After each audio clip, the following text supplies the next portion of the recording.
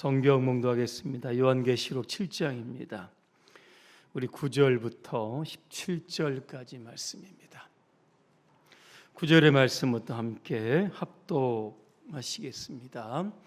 이일 후에 내가 보니 각 나라와 족속과 백성과 방언에서 아무도 능히 셀 수 없는 큰 무리가 나와 흰 옷을 입고 손에 종려 가지를 들고 보좌 앞과 어린 양 앞에 서서 큰 소리로 외쳐 이르되 구원하심이 보좌에 앉으신 우리 하나님과 어린 양에게 있도다 하니 모든 천사가 보좌와 장로들과 내 생물의 주위에 서 있다가 보좌 앞에 엎드려 얼굴을 대고 하나님께 경배하여 이르되 아멘. 찬송과 영광과 지혜와 감사와 존귀와 권능과 힘이 우리 하나님께 세세토록 있을지어다. 아멘 하더라. 장로 중 하나가 응답하여 나에게 이르되 이 흰옷 입은 자들이 누구며 또 어디서 왔느냐? 내가 말하기를 내 주여 당신이 아시나이다 하니 그가 나에게 이르되 이는 큰 환난에서 나오는 자들인데 어린 양의 피에 그 옷을 씻어 희게 하였느니라. 그러므로 그들이 하나님의 보좌 앞에 있고 또 그의 성전에서 밤낮 하나님을 섬기매 보좌에 앉으신 이가 그들 위에 장막을 치시리니 그들이 다시는 줄이지도 아니하며 목마르지도 아니하고 해나 아무 뜨거운 기운에 상하지도 아니하리니 이는 보좌 가운데 계신 어린 양이 그들의 목자가 되사 생명수 샘으로 인도하시고 하나님께서 그들의 눈에서 모든 눈물을 씻어 주실 것임이라. 아멘. 순교자의 삶을 삽시다는 주제로 말씀을 드리겠습니다. 할렐루야. 아멘. 옆분과 인사하겠습니다. 순교자의 삶을 삽시다. 예수를 위해 죽읍시다. 네, 대답은 잘하셨습니다. 제가 죽나 사나 한번 잘 보겠습니다. 우리 성결교단의 첫 번째 순교자가 계십니다. 우리 박봉직 목사님 순교에 관한 영상 2분짜리입니다. 먼저 시청하시겠습니다.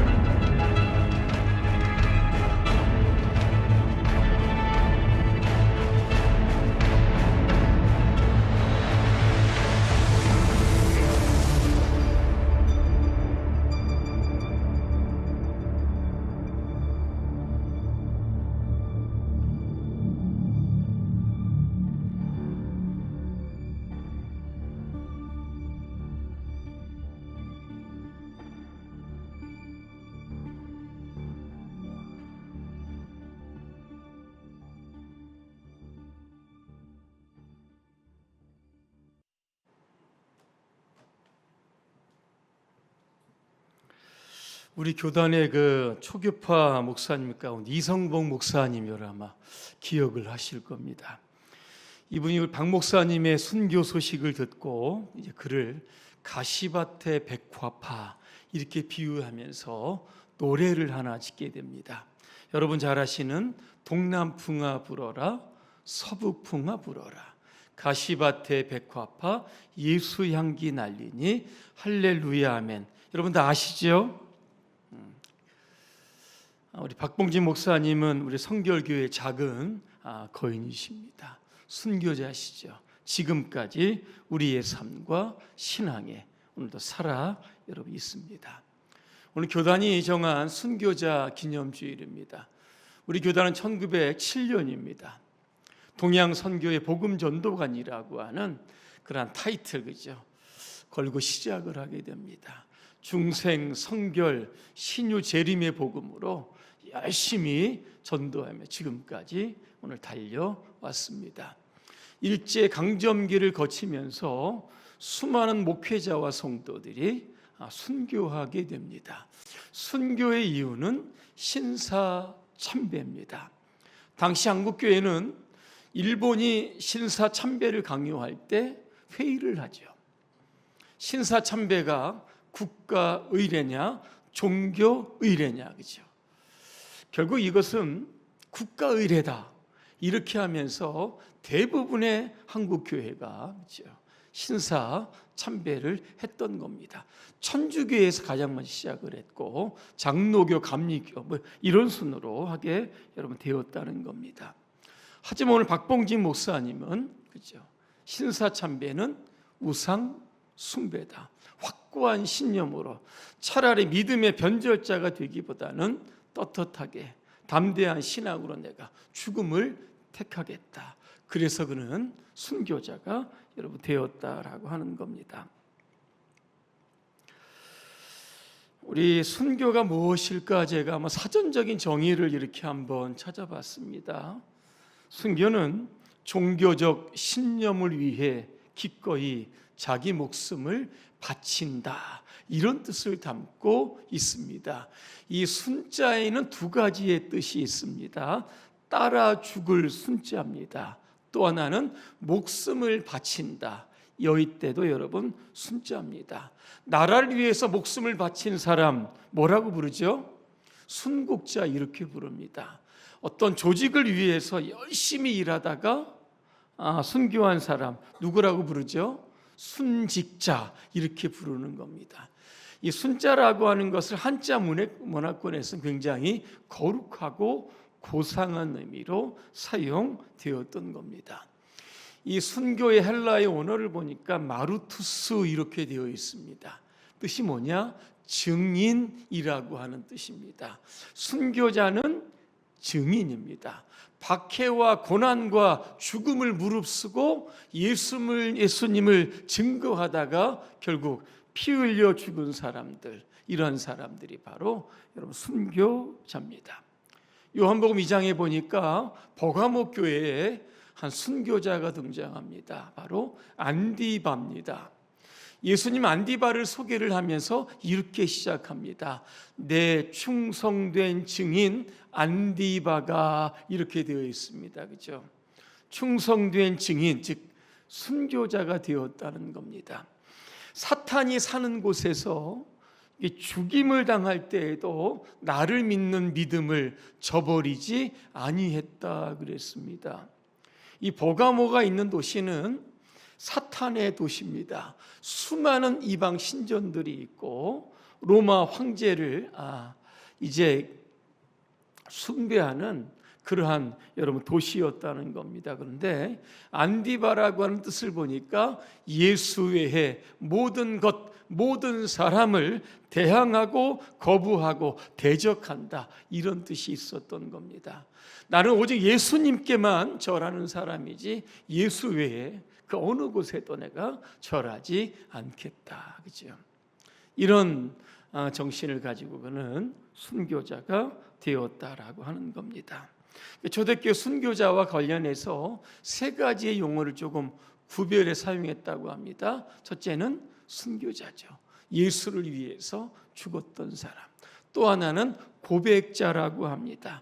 예수를 증거하다가 체포가 되어 고문과 박해를 받았지만 죽지 않고 풀려났던 사람들, 이런 분들이 고백자입니다. 또 한 사람 누굽니까? 배절자, 배신자라고 합니다. 살기 위해서 예수님을 부인했던 여러분 사람들입니다. 여러분은 지금 어떠한 삶을 살고 계십니다. 오늘 기독교 역사에 있어서 제가 순교자를 좀 소개하려고 합니다.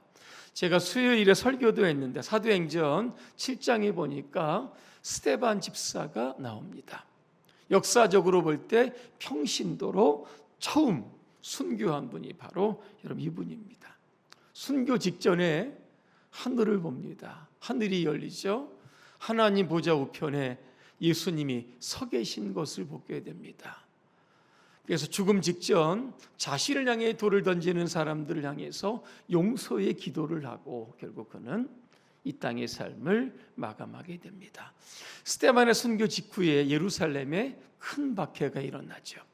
사도들 외에 모든 제자들이 다 흩어지게 되었습니다. 그래서 복음이 어디로 갑니까? 예루살렘에 머물러 있던 복음이 유대와 사마리아와 땅끝까지 지금의 튀르기예와 유럽으로 복음이 확산되기를 시작을 했던 겁니다.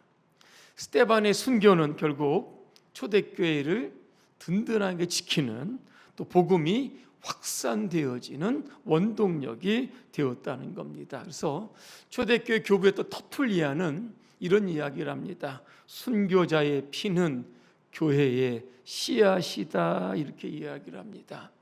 세상 사람들이요, 기독교인들이 순교하는 것을 보면서 이런 생각을 합니다. 도대체 저들이 믿는 예수는 누구인데 자기 목숨을 저렇게 기꺼이 드릴 수가 있는 것일까? 어떤 믿음이 도대체 죽음의 두려움을 이겨낼 수 있겠는가라고 하는 감동을 주면서 또 하나 의문을 던졌다라고 하는 겁니다. 그래서 초대교회에 수많은 성도들이 박해받고 순교하는 것을 통해서 그죠? 세상 사람들이 예수님께 접근하기를 시작을 했다라고 하는 겁니다. 그래서 순교할 때마다 그죠? 그 지역에 복음이 왕성하게 부흥했던 이유가 바로 여기에 있다라고 하는 겁니다. 참고로 여러분, 기독교가 박해받던 시기입니다. 익투스라고 하는 물고기 모양의 그림에 담긴 이 뜻을 여러분 아마 기억할 겁니다. 익투스라고 하는 것은 그리스어로 물고기를 여러분 뜻하고 있는 겁니다. 이 로마의 박해 속에서 기독교인들이요, 서로를 알아보던 비밀 암호였다고 합니다. 사람들이 모이면 한 사람이 물고기 모양의 반쪽을 딱 그립니다. 그러면 상대방이 나머지 그림을 그려 완성을 시키는 겁니다. 그러면 저 사람도 그리스도인이고 나도 그리스도인이 되는 겁니다. 믿는 자에게 그 찢어진 두 곡선이 온전한 이 물고기 모양이 되면서 서로를 격려하는 것이죠. 이런 박해 속에서도 형제와 놀라운 연대감을 가지고 끝까지 믿음을 함께 지켜갔다. 이게 바로 익투스에 담겨져 있는 겁니다. 이 익투스란 뭡니까? 예수 그리스도는 하나님의 아들이시며 구원자가 된다. 이게 이니셜로 이게 5글자인데요. 이런 뜻을 담고 있는 겁니다. 초대교인들 그죠? 익투스의 신앙 고백을 통해서 함께 연대하면서 박해와 이 순교의 시기를 이어갈 수 있었던 겁니다. 물고기가 그죠? 물속에서 끊임없이 헤엄을 치며 생명을 이어갔던 것처럼 이 순교자의 그 피가 결국 이 땅의 교회를 다시 일으키게 되었다는 겁니다. 또 한 분의 순교자를 소개하려고 합니다. 이 폴리카비라고 하는 순교자죠. 서머나 교회의 감독이었습니다. 기원 후 155년경이죠. 로마 황제 안토니우스 피우치 치하에서 기독교인들의 박해가 다시 거세지기를 시작을 합니다. 폴리카 감독 이미 늙은 나이지만 체포가 되어 원형 경기장에 끌려갑니다. 로마 총독이 그에게 이야기합니다. 황제에게 절을 하고 그리스도를 모욕하면 풀어주겠다. 늙은 목숨을 아껴라 그랬습니다. 그때 폴리카르이 이런 이야기를 합니다. 나는 86년 동안 예수님을 섬겼던 사람입니다. 그분은 나에게 아무런 해도 끼치지 않았습니다. 그분은 나의 왕이 되십니다. 내가 나를 구원하신 그분을 어찌 배반할 수 있겠습니까? 총독의 회유 후에도 그 회유를 거부하고 결국 화형장으로 가죠. 장작더미가 쌓였습니다. 사람들에 의해서 이렇게 끌려가다가 결국은 자신을 놓으라고 합니다. 그죠? 하나님께서 내가 불꽃 속에 설 수 있는 힘을 주실 것이다. 이렇게 이야기하면서 그 장작더미 위로 올라가게 됩니다. 그럼 화형 직전에 마지막으로 이런 기도를 드렸다고 합니다. 전능하신 하나님, 당신의 독생자 예수 그리스도를 통해 제가 오늘 이 시간 순교자의 대열에 합류할 수 있게 하심을 감사합니다. 제가 86년 동안 주님을 섬겼습니다. 끝까지 이 자리에서 부인하지 않게 하심을 감사합니다. 그렇죠? 그래서 그는 화형으로 순교를 당했다라고 하는 겁니다. 오늘 여러분의 삶에도 그죠? 오늘 이 폴리갑의 순교의 영성과 정신이 있어야 여러분 될 겁니다. 떳떳하고 당당한 신앙으로 세상 앞에 여러분 자신을 드러내야 할 겁니다. 우리 교단에 순교한 교회가 있습니다. 제가 이 병천 성결교회 66인이 순교했던 내용을 한번 잠시 소개해 드리려고 합니다. 1950년이죠. 9월 27일과 28일 양일간에 일어났던 사건입니다. 남자 27명, 여자 39명인데요. 여자 가운데 보니까 어린아이와 유아도 굉장히 많이 포함되어 있습니다. 이 모든 분들이 순교의 제물이 되었습니다. 그 당시 노미정 권사님의 생존 증언에 의하면 그 정수일 집사님이 계셨는데 31살이었다고, 여집사님인데 이 정 집사님은 지금 죽음의 위기 앞에서도 공산당을 향해 당신은 이제 패망할 것이니까 예수 믿고 구원을 받으라 그렇게 이야기합니다. 이때 공산당이 죽창, 몽둥이, 삽으로 그를 구타하게 되었고 결국에는 구덩이에 생매장을 했다고 합니다. 나중에 이 병천리에 집동 매장된 곳에서 발굴을 할 때 이 정집사님을 보니까 임신한 몸이었고 젖먹이를 가슴에 안은 채 흥건하게 고여있는 이 피 속에 죽어 있었던 모습이었다. 그죠? 그의 순교를 기록하고 있습니다. 그래서 우리 교단에서는 1989년에 순교비를 여러분 세웠다라고 하는 겁니다. 66인의 순교자가 오늘 우리에게 어떤 교훈을 주고 있을까? 예수님을 위하여 죽느냐? 예수님을 부인하고 살아가느냐? 오늘 신앙의 본질이 무엇인지, 우리가 무엇을 붙들고 살아가야 하는지 이 시대에 귀한 울림을 우리에게 던져주고 있습니다. 또 하나는 66인이 함께 여러분 순교했다는 것은 개인의 신앙을 넘어서 함께 공동체 전체가 믿음으로 하나가 되었다는 겁니다. 아마 서로 위로했을 겁니다. 여러분 죽음 앞에 있을 때 얼마나 두렵겠습니까? 누구 하나 나 그냥 예수님 모릅니다 이렇게 이야기하면 여러분 어떻게 되겠습니까? 그때 아마 그들은 나만 살기보다는 함께 죽더라도 우리가 예수를 부인하지 말자. 그죠?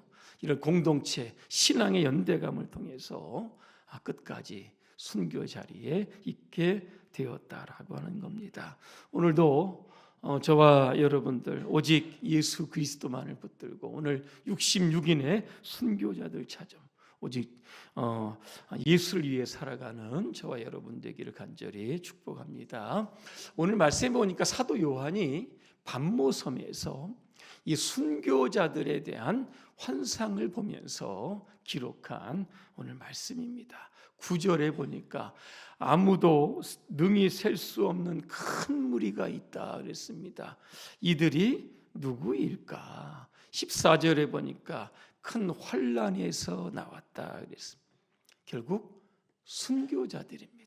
주님을 위하여 큰 환난과 고난과 박해를 받고 죽었던 사람들이 바로 이 큰 무리다라고 하는 겁니다. 그냥 뭐 조금도 아니고 큰 무리다. 이는 뭘까요? 예수님을 위해서 기꺼이 순교한 분들이 굉장히 많다라고 여러분 하는 겁니다. 그분이 어떤 옷을 입었습니까? 흰 옷을 입고 손에 이 종려 가지를 들었다 그랬습니다. 여러분, 흰 옷은 뭡니까? 요한계시록 7장 14절이죠. 천사는 이들이 누구인지 묻는 요한에게 이렇게 대답을 합니다. 이는 큰 환난에서 나오는 자들인데, 그 다음 절에 보니까 어린 양의 피에 그 옷을 씻어 시게 하였다 그랬습니다. 뭐죠?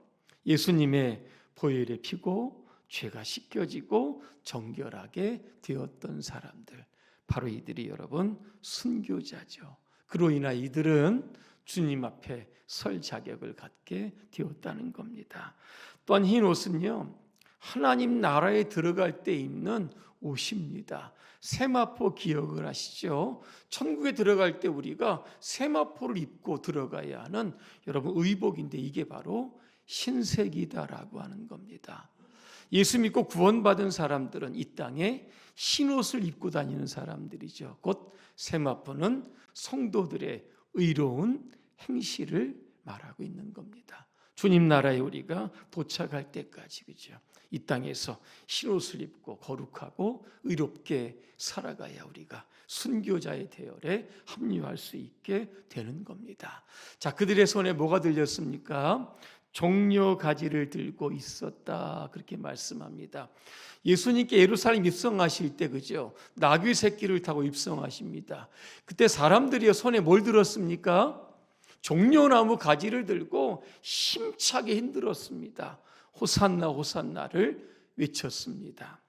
이 종려 가지는 뭘 뜻할까? 이제는 모든 세상의 영적인 싸움이 다 끝나고 하나님 나라에 영광스럽게 입성한다라고 하는 뜻이 바로 이 종려가지 나무의 뜻에 서 있습니다. 근데 이 순교자들이 오늘 누구 앞에 서 있는가 굉장히 중요합니다. 오늘 9절에 보니까 보좌 앞과 어린 양 앞에 서 있다. 어린 양은 누굽니까? 예수 그리스도죠.